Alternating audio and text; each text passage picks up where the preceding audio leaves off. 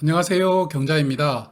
오늘은 오랜만에 유상증자 종목을 하나 소개해 드릴게요. 지난번 소개해 드렸던 종목이 국도화학이었는데 아마 6월에 소개를 드렸죠. 이번에 소개해 드리는 종목은 두산인프라코어입니다. 친숙한 기업이죠.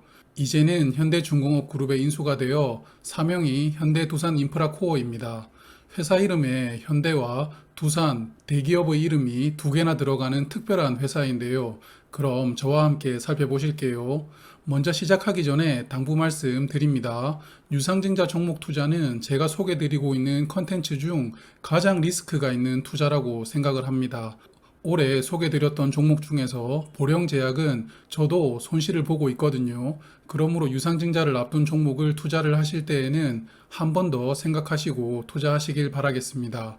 두산인프라코어는 두산그룹의 핵심 계열사였습니다. 그런데 작년 3월 두산그룹이 부도 위기를 맞았죠.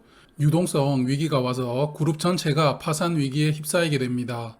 두산그룹이 부도 날 뻔한 원인으로 두 가지를 많이 말씀하시는데요. 첫 번째는 두산건설입니다. 두산건설의 아파트 브랜드는 위브드 제니스인데요. 이게 몇 군데가 분양이 잘 안 되면서 두산건설을 구하기 위해서 계속 자금을 지원했나 봅니다. 그러다가 두산그룹 전체가 위기가 왔고요. 두 번째는 핵심 계열사인 두산중공업은 화면 보시는 것처럼 원자력 발전소나 화력 발전소에 들어가는 보일러 장비 등을 생산하는 회사입니다. 그런데 탈원전 정책으로 수주 물량이 급감합니다. 이 두 가지로 인해 그룹의 중심인 두산중공업에 유동성 위기가 온 것이죠. 이외에 오너 리스크도 있고 노조 문제도 있긴 하지만 그 부분은 오늘 언급드리지는 않도록 하겠습니다. 그래서 나라에서 두산 같은 대기업을 망하게 둘 수는 없죠. 그래서 긴급하게 자금을 지원합니다. 산업은행을 포함해서 1조 8천억 원의 자금이 두산에 지원이 되고요. 기존 채무까지 합산해서 약 3조 원의 자구안을 마련하라고 합니다. 3조 원을 사업으로 벌어서 단기간에 상환하는 것은 불가능하죠. 그래서 두산은 눈물의 자산 매각을 하게 됩니다. 동대문에 두산타워도 매각하고 골프장도 팔고 각종 계열사들도 팝니다. 두산 입장에서 두산인프라코어는 팔고 싶지 않은 핵심 계열사였지만 채권단이 요구를 하죠. 돈 되는 회사를 팔라고. 그래서 결국 밥캣이라는 장비를 생산하는 업체는 남기기로 하고 두산인프라코어를 매물로 내놓습니다. 이걸 현대중공업 그룹이 인수를 한 것인데요. 이 인수도 말이 많습니다. 화면 보시면 현대중공업 그룹이 단독으로 인수한 것이 아니라 KDBI, 즉 산업은행 자회사인 투자회사에서 같이 출자하여 두산인프라코어를 인수하게 됩니다.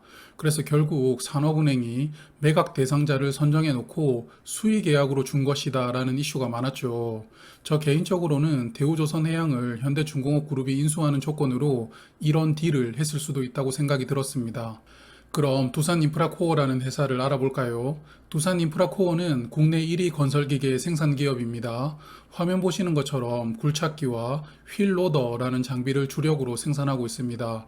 그리고 발전소에 사용되는 엔진과 선박용, 산업용 엔진도 만들고 있습니다. 매출 비중을 보면 건설기계에서 약 80%가 나오고 있는데요.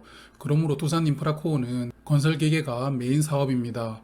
좀 전에 말씀을 드린 것처럼 두산인프라코어가 국내 건설기계 시장 1위 업체이고 2위 업체는 현대건설기계입니다.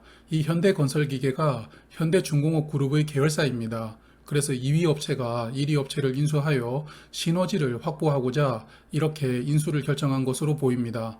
그래서 현대중공업은 두산인프라코어를 인수하기 위해서 좀 전에 설명을 드린 것처럼 KDB 인베스트먼트와 컨소시엄을 구성해서 현대 제뉴인이라는 중간 지주회사를 설립합니다. 그리고 이 회사에게 현대중공업 지주회사가 보유하고 있던 현대건설기계를 매각하게 되죠.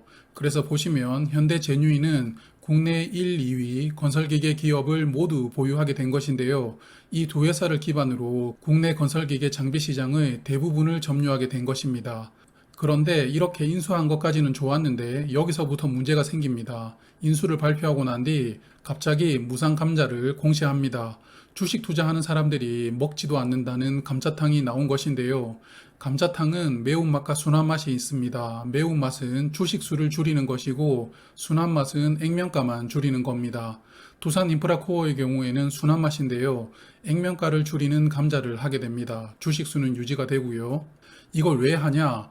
액면가가 5천원으로 잡혀있던 자본금을 강제로 5분의 1로 줄이기 위해서입니다. 그럼 왜 자본금을 줄여야 되는지 궁금하실 텐데요. 결국은 자본 잠식을 해결하려고 하는 겁니다. 현재 두산인프라코어의 자본금은 약 1조 2천억 원이고요. 자본 총계는 약 6,300억 원입니다. 자본 총계가 자본금의 절반밖에 되지 않는 상황이죠. 이런 상황이 50% 자본 잠식에 들어갔다라고 이야기를 하는데요. 부분 자본 잠식이라고 합니다. 그리고 이게 점점 심해지면 완전 자본 잠식이 되고 상폐를 당하게 되는데요. 그래서 자본금을 5분의 1로 줄여버리고 나머지 줄인 자본금은 자본 잉여금이라는 계정에 넣어두면서 자본 총계는 똑같지만 자본 잠식이 없어지는 회계상의 마법을 부리게 되는 것입니다. 그런데 주식수가 줄어들지 않았으니까 주주 입장에서는 문제가 없다 이렇게 생각할 수 있거든요. 액면가가 줄어들었다고 해서 주가가 내려가지는 않으니까요. 그런데 이렇게 자본금을 줄이는 감자탕 이후에는 항상 후식으로 유상증자가 따라오게 되어 있습니다. 무상감자를 하기 위해서는 채권단의 승인을 받아야 되는데요. 유상증자로 돈을 만들어서 부채를 상환하겠습니다라는 보통 약속을 하고 무상감자를 승인해 주기 때문입니다. 그럼 여기까지 들으신 분은 그래서 이렇게 문제 있는 종목을 왜 이야기를 하지? 라고 생각하는 분들 계실 텐데요. 앞서 말씀을 드렸지만 두산인프라코어는 두산그룹이 유동성 위기만 오지 않았더라면 팔고 싶지 않았던 알짜 회사입니다. 이렇게 회사가 매각되는 와중에도 금년 상반기에만 매출 약 2조 5천억 원, 순이익이 3,400억 원이었습니다. 순이익률도 10%가 넘죠. 게다가 올해는 전년보다 큰 폭의 매출 실적이 기대가 되고 있고 순이익은 벌써 20년을 넘어섰습니다. 국내 1위 기업인 만큼 실적이 확실한 회사이고요. 그리고 어려운 집에 포함되어 있다 보니 신용 등급이 트리플 B로 좋지 않았는데요. 이렇게 주인이 바뀐 것만으로도 신용 등급이 한 단계 상향되는 것을 전망하고 있습니다. 신용 등급이 좋아지면 회사채 금리도 낮게 발행할 수 있고 더 낮은 이자로 은행에 자금을 조달할 수 있죠. 한마디로 금융 비용도 일부 축소가 기대가 됩니다. 그래서 이렇게 구독자분들에게 소개를 드리게 되었습니다. 그럼 서론이 상당히 길었는데요. 유상증자 관련된 이야기를 하겠습니다. 기존 발행된 주식수가 약 8천만 주였는데요. 그거보다 115%가 많은 1억 1,500만 주를 유상증자로 발행하겠다고 합니다. 주식수가 2배 이상 늘어나는 엄청난 규모의 유상증자인데요. 그리고 이 회사는 유상증자와 관계없이 신주 인수권과 전환사채 등으로 약 1천만 주가 추가로 늘어날 수 있습니다. 비중으로는 5.3%인데요. 그러므로 지금까지 소개드렸던 종목 중 가장 리스크가 큰 유상증자 종목이라고 생각합니다. 현재 신주의 발행가액은 6,950원이고요. 기존 주가 대비 20% 할인된 가격입니다. 그리고 구주주에게는 약 1.15주가 배정이 되는데요. 100주를 보유하셨다면 115주를 청약할 수 있다는 이야기입니다. 신주 배정 기준일은 11월 4일인데요. 영업일로 3일 전까지 보유를 하셔야 됩니다. 그래서 구주주로서 유상증자에 참여하겠다고 생각하시는 분은 11월 2일까지 보유를 하셔야 되고요. 이후에 신주 인수권을 11월 24일부터 5일간 거래할 수 있습니다. 그리고 12월 8일에 구주주 청약을 하는 일정인데요. 구주주 청약까지 약 3개월이 남은 종목입니다. 그리고 좀 전에 말씀드렸던 무상감자로 인해서 10월 8일부터 25일까지는 매매가 정지가 됩니다. 그러므로 신주 배정 기준일까지 앞으로 약 한 달 반이 남았지만 그중 절반 기간은 매매가 정지된 상태라고 생각을 하시면 됩니다. 그리고 매매가 풀리는 10월 26일에는 매매 정지 전날, 즉 7일 기준 주가의 50에서 150% 사이로 시초가가 정해지는데요. 이런 대형 종목들은 큰 변화 없이 이전 주가 근처 가격으로 정해지는 것이 일반적입니다. 유상증자 주식수의 20%는 우리사주 조합에게 배정했습니다. 약 2,300만 주인데요. 두산인프라코어의 직원수가 금년 6월 기준으로 2,847명인데요. 그럼 1인당 약 8,000주를 받게 되고 증거금으로는 5,600만 원이 필요합니다. 그러므로 우리사주 조합에서 일부는 미달이 나올 확률이 있다고 봅니다.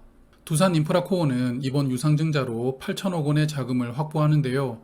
이 자금 중 6천억 원을 채무를 상환합니다. 3천억 원은 중국 자회사 지분을 매수하게 되고요. 나머지 3천억 원은 사모사채를 상환하게 되죠. 그래서 실질적으로 8천억 원의 대규모 유상증자이나 회사의 미래에 투자되는 자금은 2천억 원 뿐입니다. 특히 인수한 직후 이런 대규모 유상증자를 하는 바람에 현대중공업 그룹은 많은 비판을 받게 되는데요. 하지만 9월 10일에 주주총회에서 개인 주주들의 큰 반대에도 불구하고 이렇게 유상증자는 승인이 되게 됩니다. 화면의 일봉 차트를 보시면 왜 그렇게 개인 주주들이 반대를 했는지 알 수 있는데요. 약 2달 사이에 주가가 거의 50% 가까이 하락한 상황입니다. 인수 기대감으로 주가가 많이 올랐지만 인수 이후에 주가가 지속 하락하다가 감자와 유증 소식에 더욱더 주가는 하락된 상태입니다. 오늘 기준 주가는 1250원인데요. 유상증자 권리락을 감안한다면 주가는 약 8,000원대가 된다고 예상을 합니다. 그리고 현재 발행가액이 기준 주가인 11,200원보다 약 1,000원 하락한 상황인데요. 이대로 주가가 유지가 된다면 향후 발행가액이 좀 더 낮아질 수도 있고요. 아마 회사가 8천억 원의 자금을 확보하려는 의지가 있다면 약간 개입해서 기준 주가 정도로 주가를 유지시킬 수도 있습니다. 어떤 가능성이 펼쳐질지 미래는 알 수는 없죠. 그리고 아시는 분들도 많겠지만 구주주들에게는 신주 인수권을 부여합니다. 이 인수권 수량의 20%는 초과해서 청약할 수 있는데요. 여기서 주의할 점은 소수점은 절사가 된다는 것입니다. 그러므로 신주 인수권 10주를 보유하셨다면 2주를 초과 신청할 수 있지만 신주 인수권을 9주 보유하셨다면 1주만 초과 신청할 수 있는 것이죠. 그래서 매수를 하시겠다면 화면처럼 20% 초과 신청까지 고려하시는 게 좋은데요. 기본적으로 보유 주식 수는 9주 단위가 좋은데요. 중간중간 소수점으로 인해서 약간의 변동이 생깁니다. 그러므로 직접 계산을 해보면서 매수하시기를 바라겠습니다. 그리고 이 종목은 최대 주주와 특수관계인들이 좀 전에 말씀드렸던 20% 초과 신청까지 모두 참여할 생각인데요. 그러므로 이런 부분으로 인해서 실권주가 나올 확률이 높지는 않다고 생각을 합니다. 그리고 두산인프라코어는 현재 외국인들이 집중적으로 매수를 하고 있는데요. 주가가 싸다라는 판단인지 물타기인지 아니면 유상증자 참여 목적인지는 모르겠으나 지난 10거래일 중 9거래일을 줄곧 매수하고 있습니다. 오늘 두산인프라코어 유상증자 관련하여 준비한 내용은 여기까지입니다. 유상증자의 배경을 좀 길게 설명을 드렸다 보니 영상이 길어졌는데요. 끝까지 시청해주신 분들께 감사드리고요. 유상증자 청약에 익숙하신 분들은 어렵지 않은 내용이었을 테지만 처음이신 분들은 좀 어려웠을 겁니다. 댓글로 궁금하신 부분들 남겨주시면 제가 알고 있는 범위에서 설명을 드리도록 하겠습니다. 그리고 다시 한번 강조를 드립니다만 유상증자 종목 투자는 리스크가 큰 투자입니다. 심사숙고해 주시고요. 매수하시더라도 철저하게 분할로 하시길 바라겠습니다.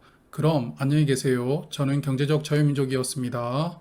곧 있으면 추석이네요. 추석 잘 보내세요.